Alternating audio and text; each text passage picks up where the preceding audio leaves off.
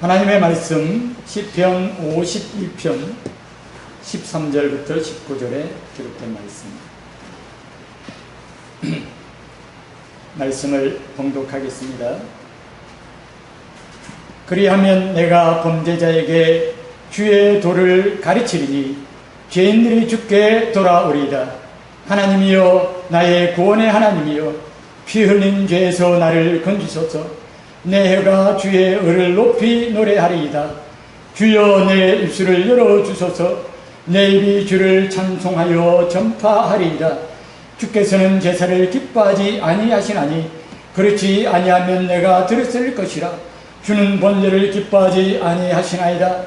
하나님께서 구하시는 제사는 상한 심령이라. 하나님이여, 상하고 통회하는 마음을 주께서 멸시하지 아니하시리이다. 주의 은택으로 시온의 선을 행하시고 예루살렘 성을 쌓으소서. 그때 주께서 의로운 제사와 번제와 온전한 번제를 기뻐하시리니 그때 그들이 수수를 주의 제단에 드리리이다.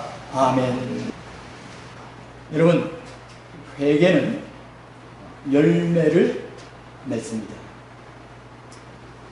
한 심령이 회개하게 되어주면 그 회개 이후에 회개에 합당한 열매가 맺히게 되므로 우리 하나님 앞에 영광을 돌려드리게 되는 것입니다. 시편 51편 마지막 부분에서 우리가 읽은 13절부터 19절 사이에서 다윗은 하나님 앞에 회개함으로 어떤 회개의 열매를 하나님 앞에 돌려드리고 있는가, 그것을 우리에게 말씀을 하시고 계십니다. 어떤 회개의 열매가 맺히게 됩니다. 첫 번째로, 자신의 회개로 인해 다른 죄인들이 하나님 앞에 돌아오는 역사가 일어나게 되어집니다. 13절부터 15절 사이에 다윗은 이 사실을 힘주어서 고백하고 있는 것입니다.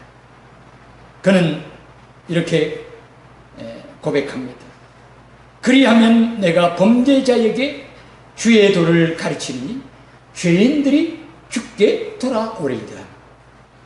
여러분, 참된 회개는 결코 그 자신이 하나님께 돌아오는 것으로서 그치지 아니합니다. 회개는, 또 회개한 죄인은 다른 죄인들을 하나님께 돌아오게 하는 것입니다. 하나님의 죄인을 구원하시고 한 죄인으로 하여금 회개케 하시는 그 역사는 연속성을 가지게 되죠. 하나님께서 한 심령을 회개할 수 있도록 은혜를 베푸시고 그에게 회개의 은혜를 주셨을 때에 그로 말미암아 또 다른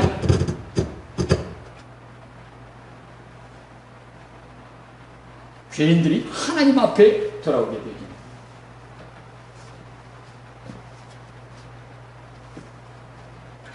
그런 역사가 일어나게 되는 것입니다.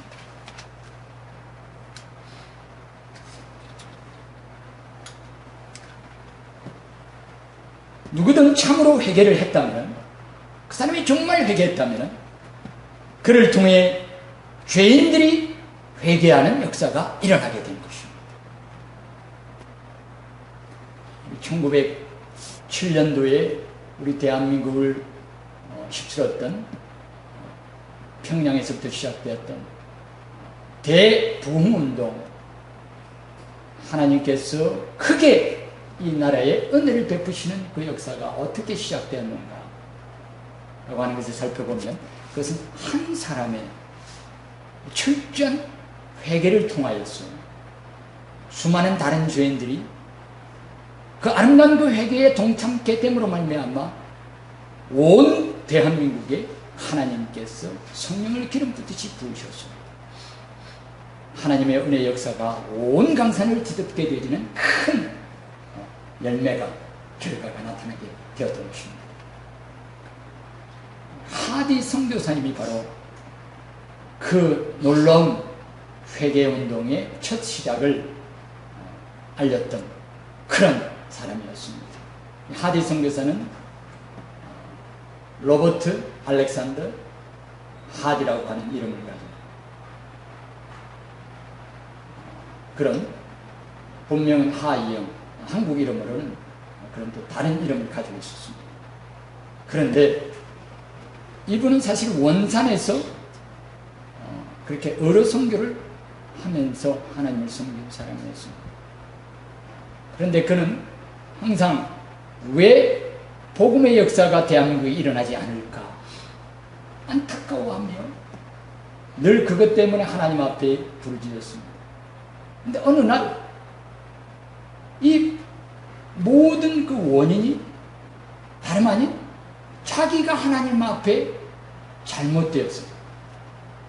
그래서 이 대한민국에 하나님께서 복음의 큰 역사를 일으키지 못하는 것이라고 하는 깨달음을 그가 가지게 되죠. 원산에서 있었던 1903년 여전대 연합 주체로 했던 그 부흥사경회 때, 연합회 때, 그럼 갑자기 하나님께서 그 부흥회 그런 가운데 이 모든 말씀을 증거하는 가운데 그의 마음속에 하나님께서 갑작스러운 그 깨달음을 주시는 것을 그가 경험을 합니다. 그러나 한국 사람들, 백인 우월주의에 빠져 있었기 때문에 한국 사람들을 갖다가 하찮게 여겼습니다. 그래 그 사람으로부터 이렇게 하디 선교사로부터 진료를 받은 한국 사람들 하나같이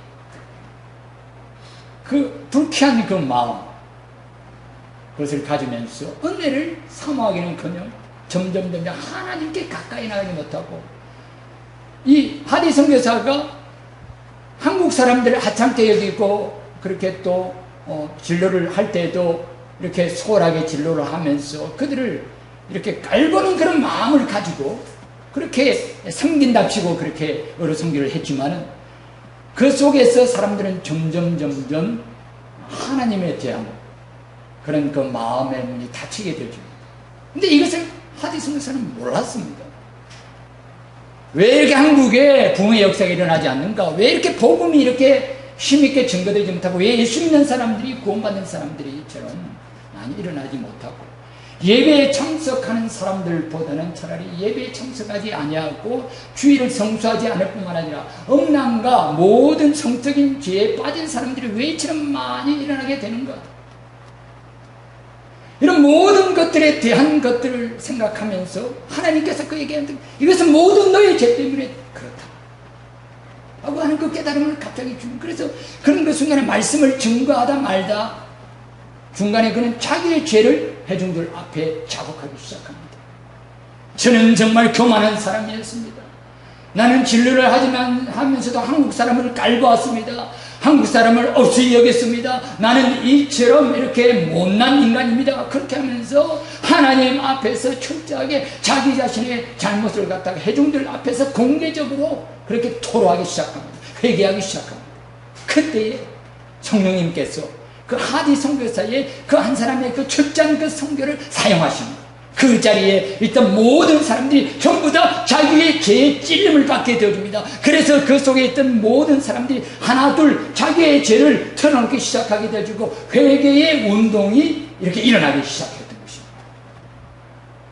여러분, 참된 회개는 열매를 맺는데 그것은 바로 다른 죄인들을 회개케 하는 역사를 일으키게 됨으로 말미암아 얼마나 회개가 귀하고 아름다운지, 하나님께서 우리의 회개를 얼마나 촉구하시는지, 한 사람의 회개가 얼마나 큰 하나님 앞에 영광이 되어주고 큰 역사를 일으키게 되는지 우리에게 말씀해 주고 계시는 것입니다. 다윗은 주여 나로 하여금 회개함으로 말미암아 구원의 기쁨을 회복시켜 주시고 범죄자에게 주의 도를 가르치게 하시고 그래서 그들이 죽게 돌아올 것입니다 라고 하면서 하나님 앞에 그 자신의 결단을 알려드리고 말씀드리고 계시는 것입니다. 우리 예수님께서는 베드로에게 이렇게 말씀하십니다. 누가복음 22장 32절에 보니까 그러나 내가 너를 위하여 내 믿음이 떨어지지 않기를 기도하였노니 너는 돌이킨 후에 내 행제를 굳게 하라.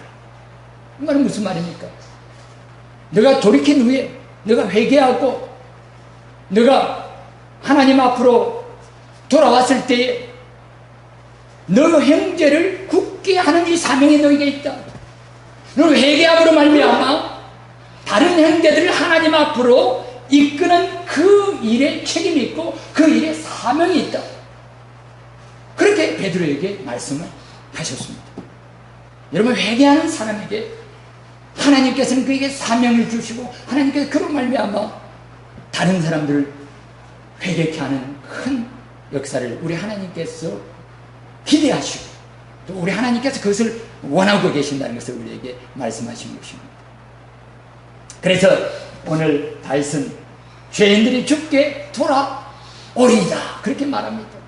이게 이 한 단어를 통해서 그는 자기 자신이 구원의 기쁨을 회복시키는 것을 통하여서 다른 죄인들이 하나님 앞에 돌아오는 이것이 연속성상에서 일어나게 될 것을 고백하고 있는 것입니다. 왜냐하면 여기에 돌아온다는 이 말하고 구원의 12절에 있는 구원의 기쁨이 회복된다는, 나로 하여금 구원의 기쁨을 회복시켜 주옵소서라고 하는 그 회복과 돌아온다는 이 단어가 같은 단어이기 때문에 그렇습니다. 자기가 회복되는 것은 바로 죄인들이 하나님 앞으로 돌아오는 역사가 일어나게 되겠습니다.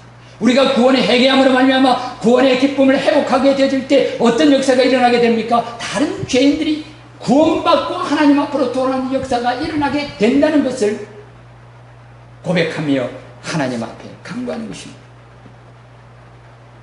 회개의 열매를 맺는 자에게는 놀라운 세계가 열립니다. 그것은 미처 보지 못했던 심각하고도 신령한 생명의 세계를 보게 되어지는 것입니다. 여러분, 회개하는 사람에게는 놀라운 영적 세계가 열리게 됩니다. 심각한 세계입니다. 놀라운 세계입니다. 회개하기 전에는 알지 못했던 세계입니다. 회개하기 전에는 먹고 마시며 그 속에서 뒹굴었지만은 그것이 어떤 일이 일어나는가에 대해서 알지 못했던 세계입니다. 다윗은 회개라 말미암아 비로소 놀라운 영적인 그 세계, 놀라운 그 생명의 세계에 대해서 눈이 뜨여지고 그것을 보게 되어집니다. 그래서 그는 고백합니다. 그 다음 절에 뭐라고 말씀하십니까? 14절에 하나님이여, 나의 구원의 하나님이여, 피 흘린 죄에서 나를 건지소서. 내 혀가 주의 혀를 높이 노래하리다. 이 고백이 지금 현재 이 시편 후반절에 와서 비로소 다윗에서 고백되고 있습니다. 다윗은 비로소 그 세계를 보게 되어졌습니다.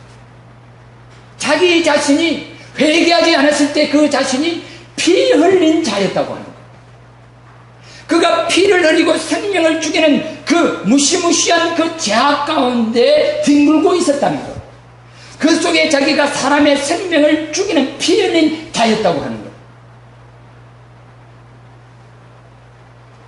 어떤 사람들은 이야기를 합니다. 이것이 단지 육체적인 한 피를 흘린 것만을 뜻한 것일까? 다윗이 범죄하로 말미암아 우리야만 죽었을까? 여기에 피 흘린 죄라고 할 때 피는 단수가 아니라 복수를 말하고, 저는 이 말씀을 읽을 때에 왜 피들이라고 했을까? 원래 어느 상으로는 복수형이 피가 피들로 이렇게 적혀져 있는 것을 원해서 보게 되죠. 그럼 단순한 한 피가 아니라 이것은 무엇인가 본질적이면서도 정말 심각한 한 죄에 대하여 다윗이 깨닫고 있는 것이 아닌가? 여러분, 다윗은 하나님께서 기름 부으신 이스라엘의 왕이었습니다. 하나님께서는 그를 내 마음에 합한 자로 가면서 그에게 무한한 신뢰를 보냈으면서 하나님께서 그로 말미암아 그 왕위의 언약을 맺으시면서 그의 후손들이 끊이지 않을 것이라고 그를 힘주어서 세우시고 하나님께서 그에게 은총을 베풀어 주셨습니다. 그만큼 그는 많은 사람들에게 신뢰의 대상이었고 부러움의 대상이었고 권위의 대상이었고 하나님을 그를 통하여 하나님을 만나고 하나님을 발견하게 되어지는, 하나님의 은혜가 무엇인가를 알게 되어지는, 하나님의 언약의 신실함이 무엇인가를 알게 되어지는 축복의 통로였고 은혜의 통로였습니다.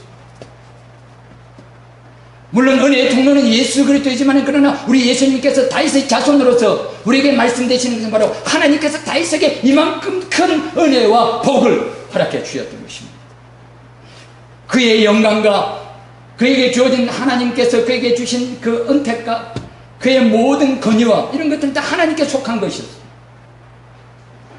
그러나 이 모든 것들이 크면 클수록 그로 말미암아 파급되어지는 그 결과는 너무나도 큰 것이었던 것입니다. 그가 범죄함으로 말미암아 많은 사람들이 얼마만큼 실족하였을까? 그가 범죄함으로 말미암아 얼마만큼 많은 사람들이 하나님으로부터 멀어졌을까? 그가 하나님 앞에 온전히 서 있지 못함으로 말미암아 얼마나 많은 사람들이 하나님의 은혜에 가까이 가기보다는 세상으로 멀어지고 멀어져서 결국은 그들의 영적인 그 생명이 하나님 앞에서의 그 신앙의 생명이 얼마만큼 심각하게 훼손되었을까? 얼마만큼 많은 영혼들이 죽었을까? 얼마만큼 많은 영혼들이 실족하였을까? 얼마만큼 많은 사람들이 하나님의 구원에 동참하기보다는 세상의 죄악 가운데 뒹굴면서도 그래도 되는 줄 알고 범죄자의 자리에서 하나님을 슬프시게 했을까? 비로소 이 다윗은 한 사람의 그 범죄로 말미암아 회개하지 않을 때 그로 말미암아 피 흘리는 죄가 있음을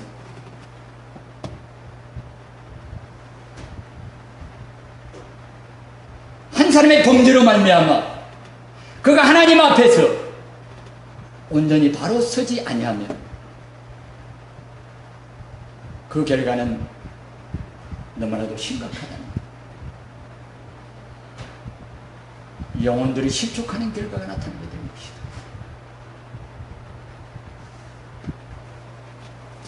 내가 회개하지 않으면 나로 인해 많은 생명들이 실족하여 죽게 되죠. 심각한 겁니다. 여러분, 하디 선교사가 회개하지 않았다면 얼마만큼 많은 심령들이 그로 인하여 하나님을 멀리 했을까요? 저 사람이 선교사라고 왔는데 이 한국 사람들을 우습게 여기는구나. 하나님은 한국 사람을 우습게 생각하는 그런 분입니다.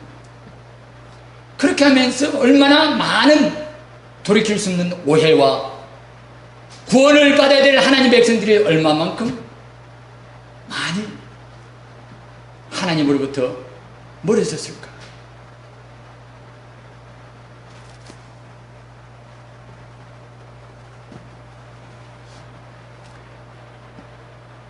한 심령이 회개하면 나를 바라보는 모든 사람들 속에 생명의 역사가 일어나게 되죠. 하나님께 돌아오는 역사가 나타나게 됩니다. 내가 회개하지 아니하면 피 흘리는 그 죄를 우리가 하나님 앞에서 짓게 되죠.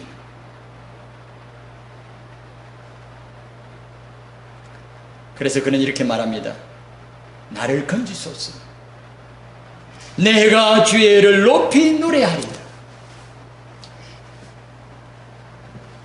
그가 회개하고 말미암아 비로소 그 회개하기 전에는 그 사실을 알지 못하면 회개하고 나니까 비로소 이걸 알고, 이게 정말 심각한 문제 아닐까요? 다윗이 지은 이 죄는 레위기의 제사 속에서 회개하는 제목 속에 들어가 있지 않습니다. 제사를 통해서 사할 수 있는 제목 속에 들어가 있지 않습니다. 고의로 사람을 죽인 자에게는 도피성에도 들어가면 끌어내서 죽이라고, 성전에 들어가 있더라도 끌어내서 죽이라고 했어요. 이 말은 무슨 말입니까? 다윗은 이 사실을 알게 되어졌을 때 어떤 제사도 모세의 율법 속에 있는 그 제사도 이 죄에 대하여 사하는 제사가 없는 것을 그가 알았을 때, 그가 생각했을 때 그는 얼마만큼 절망했을까요?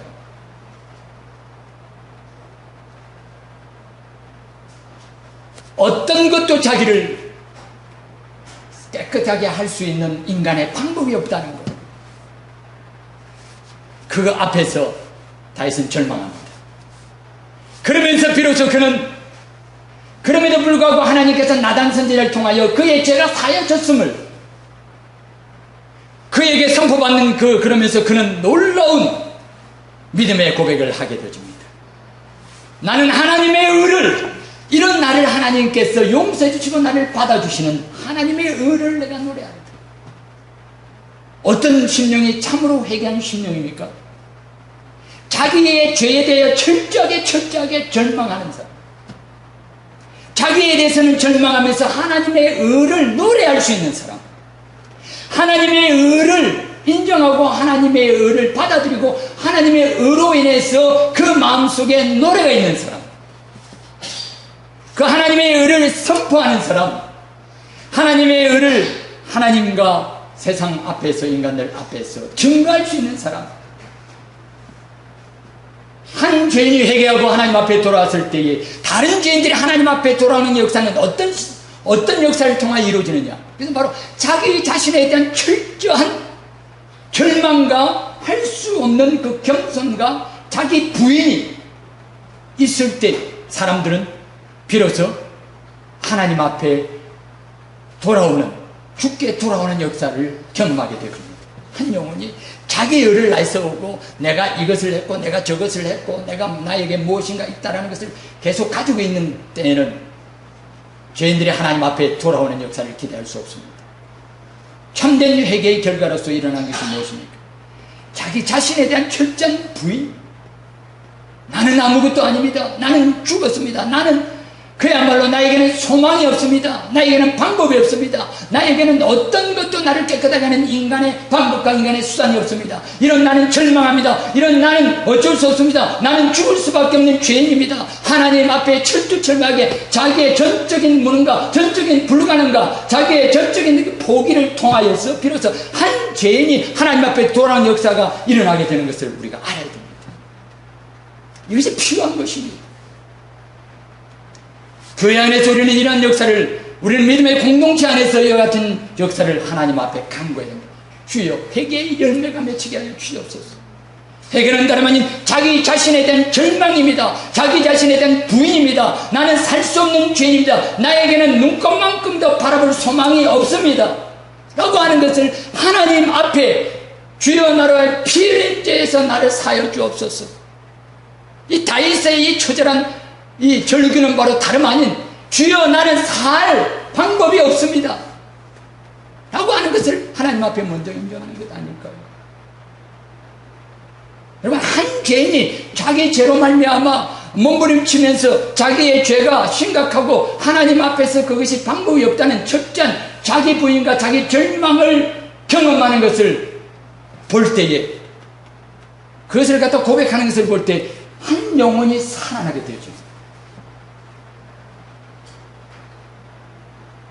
그러나 우리 주변에서 우리는 이와 같은 것들을 보기가 힘든 시대가 되어졌습니다. 하나님께서 다시 한번 우리 대한민국, 우리 교회에, 이 땅에 하나님께서 부흥의 역사를 일으키려면, 하나님께서 그와 같은 역사를 일으켜 주신다고 한다면 먼저 각자의 마음속에 철저한 회개의 열매가 맺혀야 됩니다. 그래서 말은 무엇입니까? 오늘 이 다윗이 고백했던 이 고백이 나의 고백이 되어질 때, 하나님, 나로 인해서 얼마만큼 나의 교만과 나의 인간의 의로 말미암아 얼마나 많은 영혼들이 실족했습니까? 내가 만약 회개했다면, 내가 만약 나 자신을 부인하고 나를 철저하게 하나님 앞에 내려놓았다면, 나는 아무런 소망이 없음을 하나님 앞에서 정직하게 고백했더라면, 한 영혼들이 하나님 앞에 돌아와 생명의 역사가 일어나게 될 것입니다. 하나님, 나는 왜 나의 의를 그렇게 내었고, 그래도 나는 나에게 무엇이나 소망이 있는 것처럼 착각하고 하나님의 의를 내가 붙들기보다는 나의 의를, 알량한 나의 의에 나 자신이 자만하면서 철저한 자기 부인을 하지 못했을까? 자기를 절망하는 사람만이 하나님의 의를 붙들 수가 있습니다. 자기를 포기하지 않고서는 하나님의 의를 붙들 수 없습니다. 다윗은 자기의 의, 자기의 방법, 자기의 모든 수단을 다 내려놓고 오직 하나님의 의만이, 하나님만이 자기를 전적으로 어렵다고 하시는 권능과 능력과 그리고 그 긍휼과 자비를 베푸시는 분이시라는 것을 어떻게 했다고요? 노래해야 합니다. 회개한 심령에는 노래가 있습니다. 거꾸로 말씀드릴까요? 노래하지 못하는 심령은 회개하지 않는 심령입니다. 내 마음에 하나님의 의에 대한 노래가 있습니까? 나를 살리신 그 의에 대한 노래가 있습니까? 그래서 그는 말합니다. 내 혀가 주의 의를 높이 노래하리다. 회개한 심령에게는 그 심령 속에 하나님의 의에 대한 노래가 있는 거예요. 예수 그리스도의 십자가에 대한 그것을 높여드리고자 하는 하나님의 의, 그것을 고백하고 그것을 사람들 앞에 선포하는 노래가 있는 겁니다. 이런 주일날 와서 하나님 앞에 예배 드리는 그 자리에 우리에게 이와 같은 하나님의 의를 높여드리는 노래, 찬송, 이것이 우리 하나님 앞에 얼마나 기쁨이 되어지고 우리 하나님께서 이를 통해 영광 받으실까?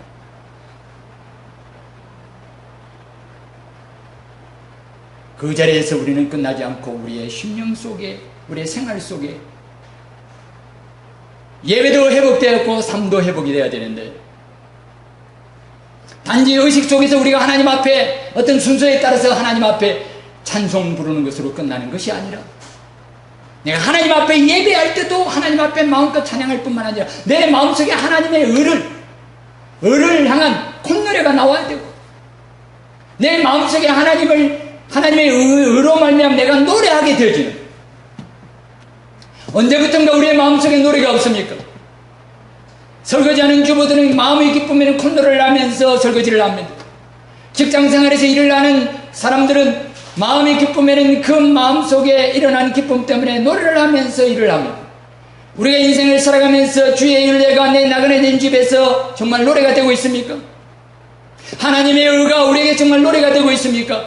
노래를 상실한, 그 심령 속에 하나님의 의에 대한 찬송이 상실된 심령은 회개해야 될 심령입니다. 회개한 심령은 하나님 앞에 노래가 있습니다.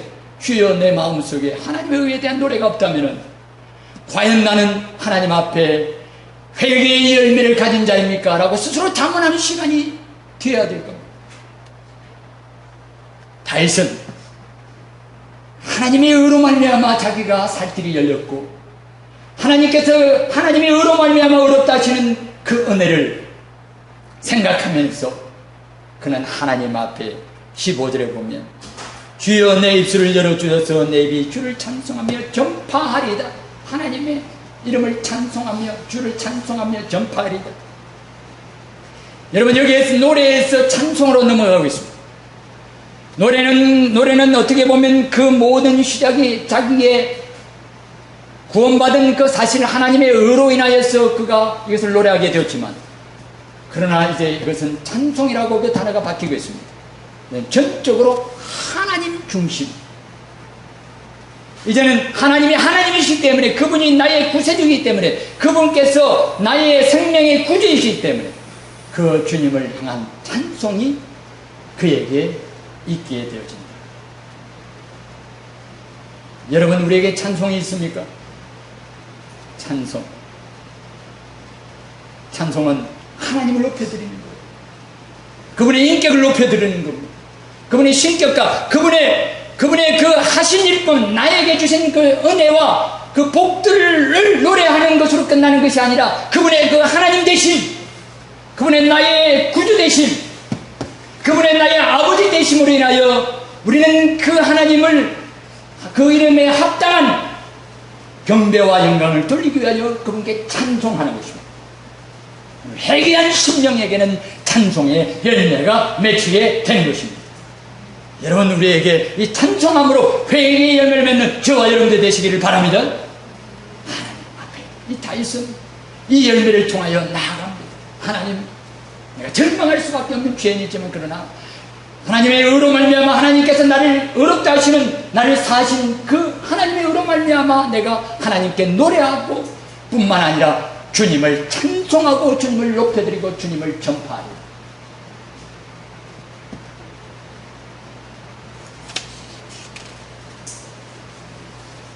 회개는 반드시 합당한 참된 회개는 합당한 열매를 하나님 앞에 드리는데 다윗은 이어서 16절부터 17절에서 두 번째 열매에 대하여 말하고 있습니다.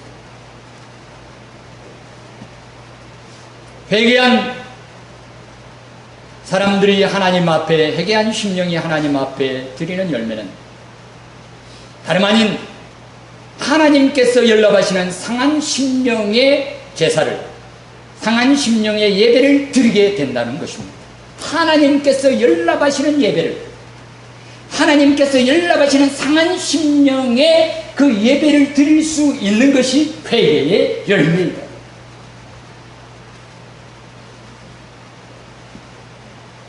성경 전체에서 하나님께 연락이라는 주제가 무겁게 다뤄지고 있습니다. 바로 이 앞에 시편 50편에도 보면 어떤 예배가 하나님께서 기뻐 받으시는 하나님께서 연락하시는 예배인가에 대해서 노래하고 있습니다. 이처럼 하나님께 연락이라고 하는 것이 왜 이렇게 중요할까요? 그것은 바로 하나님께 연락된다는 것이 왜 우리 인생의 일대에 있어서 이만큼 중요한 주제가 되어야 될까? 성경이 왜 이와 같은 것들을 갖다가 힘있게 우리에게 심각하게 또 진지하게 우리에게 늘 가르쳐주고 계시는가? 그것은 바로 모든 우리 인생의 죄로 인해서 멸망받게 된 것을 전제로 합니다. 우리 인생들은 하나님 앞에 죄로 말미암아 연락되지 아니하고 멸망받을지 그 앞에서 쫓겨날 수밖에 없는 그 같은 영원히 죽을 수밖에 없는 인생이라는 것을 전제로 하고 하나님 앞에 연락된다고 하는 것이 성경 속에 중차대한 주제로 떠오르고 있는 것입니다. 우리는 그걸 알아야 됩니다. 우리 자신이 죄로 말미암아 모든 인간들이 하나님 앞에 멸망받아 마땅한 그런 자들이라고 하는 것을 성경은 우리에게 말씀하십니다. 우리는 그것을 전제로 해야 됩니다.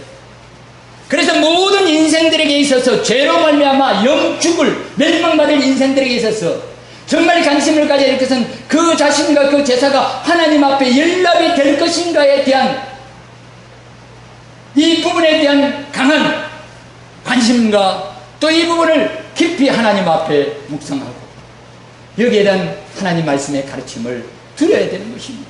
그만큼 중요한 주제입니다. 그리고 모든 인생들은 반드시 하나님 앞에 서야 합니다. 암모스 4장 12절에 보면 그러므로 이스라엘아 내가 이와 같이 내게 행하리라 내가 이것을 내게 행하리니 심판하신다 그러죠. 이스라엘아 내 하나님 만나기를 예배하라. 여러분 이스라엘아 내 하나님 만나기를 예배하라. 모든 육체들아 모든 영혼들이여 하나님 내 하나님 만나기를 예배하라. 반드시 모든 인생들은 하나님 앞에 서게 되리라. 여러분 모든 육신들은 신불친 간에 하나님 앞에 반드시 서게 될 것입니다.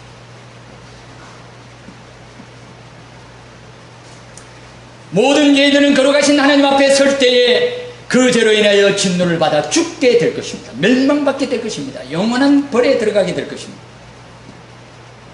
하나님 앞에 서게 될 것을 생각할 때 우리에게 있어서 연락되지 아니하면 안 되는 이 대명제가 우리에게 주어져 있는 것입니다. 우리는 하나님 앞에 연락되어야 됩니다.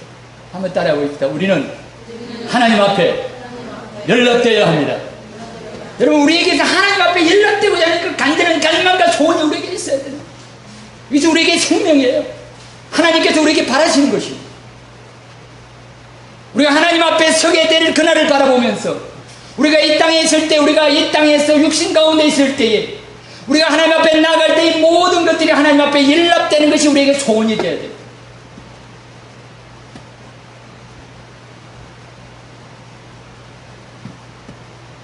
그런데 하나님과 인생 사이에 재물이 있습니다. 하나님께서 우리에게 제사법을 가르쳐 주시고, 하나님과 인생 사이의 재물은 인간의 죄에 대한 하나님의 해답입니다. 그 재물이 연락되면 그 사람도 연락됩니다. 그 재물이 연락되지 못하면 그 사람도 연락되지 못한다고 하십니다. 창세기 보면 가인과 아벨의 제사 사건을 통해서 보면은 우리는 그것을 알게 됩니다. 하나님께서는 아벨의 제사는 받으셨지만 가인의 제사는 받지 않았어요.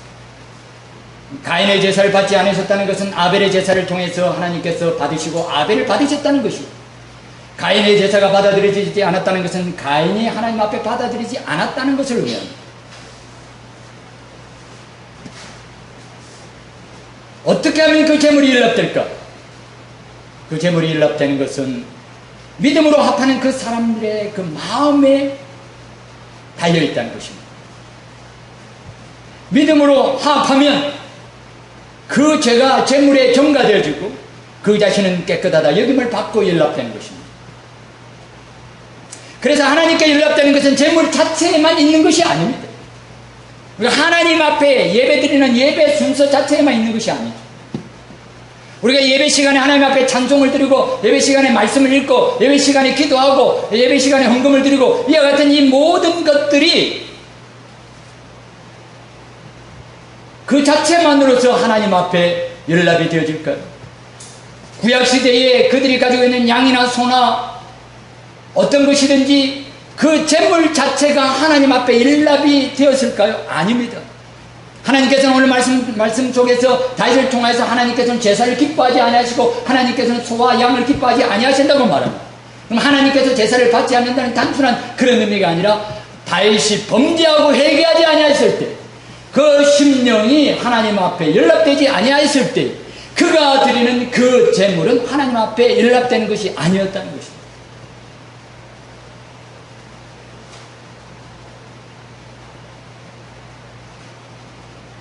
이제 그는 하나님께서 원하시는 것이 무엇인가를 고백합니다. 하나님께서 구하시는 제사는 상한 심령이라. 하나님이여 상하고 통회하는 마음을 주께서 멸시하지 아니하시리라. 그가 제물을 드린데 그 제물은 그가 하나님 앞에서 회개하지 않고 그가 상한 심령으로 하나님 앞에 나아가지 아니할 때 그 제물, 그 제사, 그 예배는 하나님 앞에 연락되지 아니합니다. 여러분, 우리가 하나님 앞에 연락되고자 할 때 우리에게 있어서 하나님께서 말씀하십니다. 하나님께서 구하시는 제사는 상한 심령이다. 여러분, 우리가 하나님 앞에 나와서 예배할 때 우리의 찬송과 우리의 기도와 우리의 모든 헌물이 하나님 앞에 연락되어지는 것, 거기에 대한 아주 중차대한 핵심적인 요소는 무엇입니까? 우리의 마음에 있는 것, 우리의 심령에 있는 것입니다. 우리의 마음이 상한 심령이 될 때 그 상한 심령을 하나님께서 연락하고 기쁨으로 받으면 우리 자신이 하나님 앞에 연락될 것이라고 말씀하십니다. 우리의 예배가 하나님 앞에 연락되어지고 우리의 인생과 우리의 생명과 우리의 존재가 하나님 앞에 연락되어지기 위해서 우리에게 필요한 것이 무엇일까요? 우리가 하나님 앞에 가지고 나가야 될 것이 무엇일까요? 그것은 바로 다름 아닌 상한 심령이라고 성경 말씀하십니다.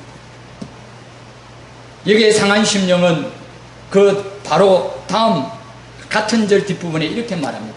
상하고 통회하는 마음을 주께서 멸시하지 아니하시리라. 여러분, 여기서 상하고 통회한다는 말이 무엇입니까? 이것은 찢어진다는 것을 의미합니다. 어떤 심령이 상하고 통회하는 마음일까요? 그것은 죄의 심각함 앞에서 짓눌러지는 상태입니다. 여러분, 어떤 죄를 지은 사람이 그 죄로 말미암아 이렇게 생각할 수 있겠죠. 아, 이거는 심상하게 어떻게 하면 잘하면 내가 앞으로 좀 더 잘하면 용서함 받을 수 있고, 또 내가 생각하는 이런 방법을 가지고 제사를 드리고 또 예물을 드리면 이 죄는 넘어갈 것이라고 생각하면 그 죄로 인해서 우리는 아무런 심각한 손상을 받을 일이 없습니다. 그러나 그 죄가 나는 전적으로 아무것도 할 수 없고 이 죄로 인하여 나는 반드시 죽으리라고 하는 이 심각함 앞에 빠질 때 인간은 어떻게 되어집니까? 그 죽음의 공포와 죽음의 두려움 앞에서 인간의 마음은 찢어지게 되고 짓누르게 되어집니다. 죄의 심각함 앞에서, 죄의 그 중차대함 앞에서 오늘날 이 세상에 얼마나 죄를 가볍게 생각합니까? 우리의 마음이 하나님 앞에 상한 심령이 안 되는 이유가 무엇입니까? 죄를 너무 가볍게 생각하는 겁니다. 음란의 죄든 우리가 모든 죄에 대해서 여러분과 하나님 앞에서 우리가 마땅히 심각하게 생각할 만큼의 그 죄에 대한 심각성을 가지고 우리가 하나님 앞에 서 있다면 우리의 심령은 날마다 상할 것입니다. 롯은 소돔과 고모라 성에서 그 죄의 심각성 앞에서 그 양심이 날마다 상하였다고 했습니다. 우리는 소돔과 고모라보다 더 악한 세상을 살면서 왜 오늘 이 땅을 살아가는 하나님의 자녀들이 마음이 상하지 않습니까? 여러분, 죄로 말미암아 나와 우리 형제 자매들의 이 동포들의 죄로 말미암아 우리가 과연 하나님 앞에 나의 마음이 상하고 있습니까? 그걸로 인해서 내가 식음을 전파하고 하나님 앞에 부르짖을 정도의 그 같은 아프고 고통스러운 문제로 다가오고 있습니까?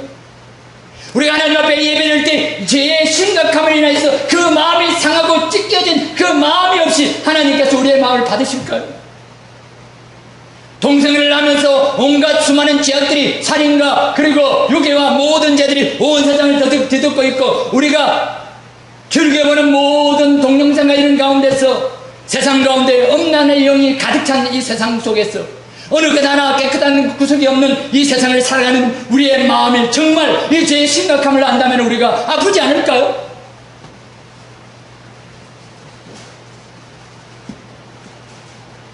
우리가 정말 세상 노래처럼 밥만 잘 먹더라 그렇게 되면 안 됩니다.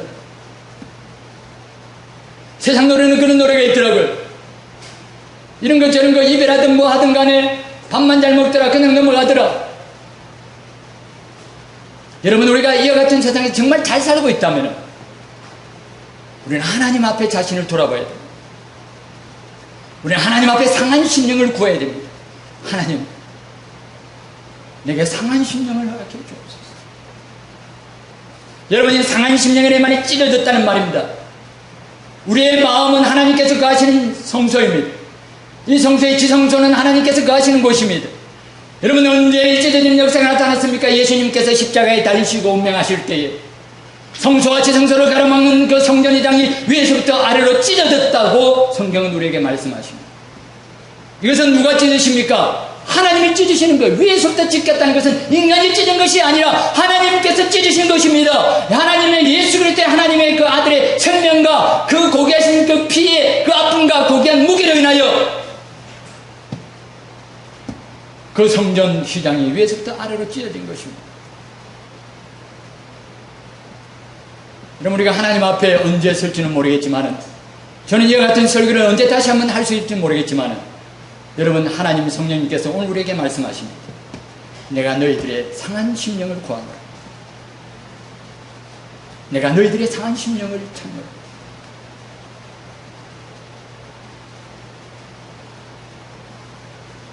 하나님께서 예수 그리스도의 거룩하신 보혈, 예수 그리스도의 십자가의 그 죽음, 그것으로 인하여 성전의장이 찢어질 것이다. 나의 죄를 짊어지시고 겟세마네 동산에서 아버지여 할 수만 있으면 이 잔을 내게서 걷어가 주시옵소서. 우리 예수님의 그 마음이 얼마나 상하셨을까. 땀이 피로 변하여서 흘리신 그 예수님의 그 심각한 그 마음의 상태는 바로 오늘 말씀하시는 이 상한 심령, 자기 예수님의 죄가 아니라 그 백성들의 그 죄를 짊어지시고 그 백성들의 죄를 처리하시는 그 위에 쏟아질 그 진노와 사망의 무거움, 그 죽음의 고통과 멸망의 그 고통, 음부의 고통, 버림받음의 그 고통, 그 모든 것들로 인하여 우리 예수님의 마음은 이겨지었습니다.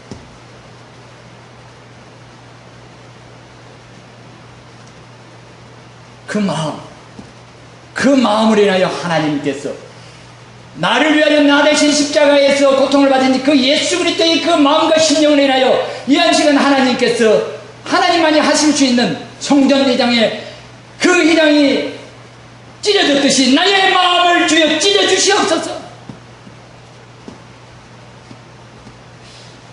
지성소에 하나님이 거하시듯이 찢어진 심령 속에 하나님이 거하시는 줄 믿습니다. 죄의 심각함과 죄의 처절한 그 절망 앞에서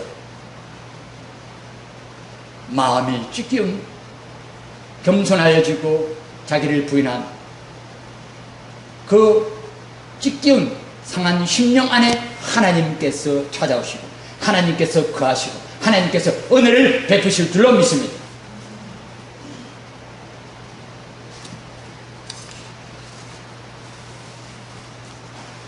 하나님 앞에 회개한 사람은 회개의 열매를 맺게 되는데, 세 번째로 하나님 나라를 회복하게 되는 것을 말씀하십니다.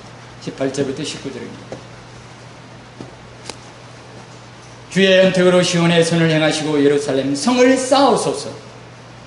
여러분, 죄를 짓는 것은 성을 파괴하는 것과 같습니다. 다윗이 범죄함으로 말미암아 눈에 보이지는 않았지만 예루살렘 성은 해파되었습니다. 영적인 백성들의 안전과 백성들의 생명과 하나님께서 베푸시는 그 은혜를 담지할 것 같은 그 백성들에게 하나님 앞에 저의 삶을 지켜주는 예루살렘 성은 다윗의 범죄함으로 말미암아 해파되었던가 봅니다. 그래서 그는 말합니다. 주의恩택으로 시온의 선을 행하시고 예루살렘 성을 쌓으소서. 여러분, 사람들이 범죄할 때에 이 땅의 성이 무너집니다. 범죄함으로 말미암아 이 땅의 안전을 지키는 성들이 무너집니다. 한 개인의 죄는 그 자신에게만 국한되는 것이 아닙니다. 그가 속한 공동체를 허물고 그 보호하는 성을 파괴하는 것입니다. 죄로 인해 나라가 무너지고 민족이 위기에 처하게 됩니다. 그 무너진 곳은 오직 하나님의 의로서만 다시 쌓을 수가 있습니다. 회개의 열매는 무너진 성을 다시 회복하여 쌓게 하는 것입니다. 그러므로 회개하는 자로 인하여 그 공동체에 하나님의 은택이 임합니다. 회개의 열매로 인해 하나님의 주권이 시온에 회복되고 하나님의 선하심이 드러난다고 말씀하십니다. 그곳에 무너진 성벽들이 다시 수축되고 예루살렘의 하나님의 나라가 회복되어집니다. 시편 51편 19절의 마지막 절입니다. 그때에 주께서 의로운 제사와 번제와 온전한 번제를 기뻐하시니 그때에 그들이 수수를 주의 제단에 드립니다. 마지막 때 하나님께서 임종을 받으시기를 원합니다. 마지막 때 하나님께서 이 나라를 하나님께서 사용하시기를 원합니다. 마지막 때 하나님께서 저와 여러분들 형제 자매들을 하나님께서 들어쓰시고 아름다운 제물로서 하나님께서 받으시기를 원하십니다. 그러기 위해서 한 사람의 회개하는 심령을 통하여 새롭게 성이 회복되는 역사를 하나님께서 이루실 것입니다. 회개는 열매를 통하여 하나님을 기쁘시게 드립니다. 한 사람이 회개할 때 많은 죄인들이 하나님 앞에 돌아옵니다. 한 사람이 회개할 때 그가 하나님 앞에 연락되는 상한 심령으로 하나님 앞에 연락되어집니다. 한 사람이 회개할 말미암아 무너진 모든 성들이 다시 회복되어집니다.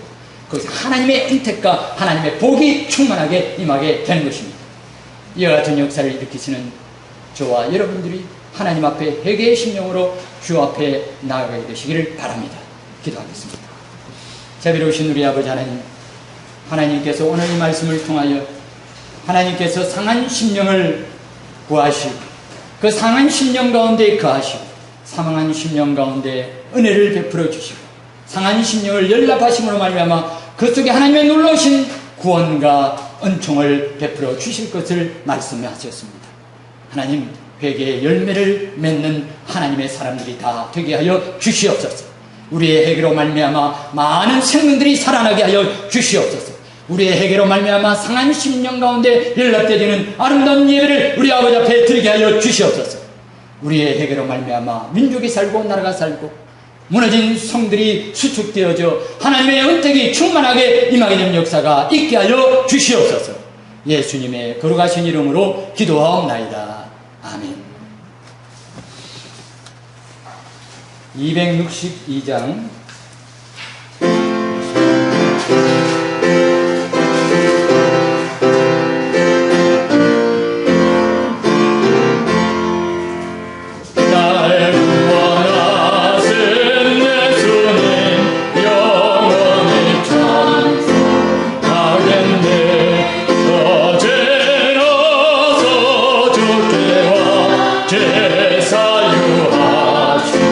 받으라 구하라 주